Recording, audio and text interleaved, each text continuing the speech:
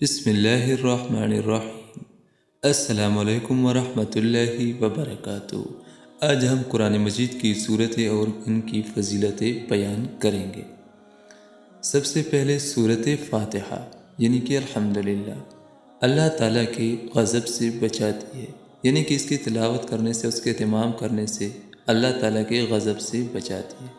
صورت یاسین قیامت کے دن پیاس سے بچائے گی، یعنی کہ قیامت کے دن پیاس نہیں لگے گی۔ صورت اخلاص یعنی کہ قل هو اللہ احد کے اہتمام کرنے سے منافقت سے بچاتی ہے۔ صورت کافرون یعنی کہ قل یا ایھا الکافرون موت کے وقت کفر سے بچاتی ہے۔ صورت فلق یعنی کہ قل اعوذ برب الفلق حادثوں سے بچاتی ہے، یعنی کہ ان صورتوں کے اہتمام کرنے سے یہ فضائل ہیں۔ صورت فلق کا اہتمام کرنے سے حادثوں سے محفوظ رہو گے۔ صورت الناس یعنی کہ قل اعوذ برب الناس وسوسوں سے بچاتی ہے۔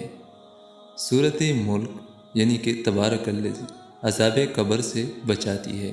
حدیث میں آیا کہ جو شخص صورت ملک کی تلاوت کرے گا قیامت کے دن اللہ تعالیٰ سے جھگڑا کرے گا کہ اس کو معاف کر دے، انہوں نے میری تلاوت کی ہے۔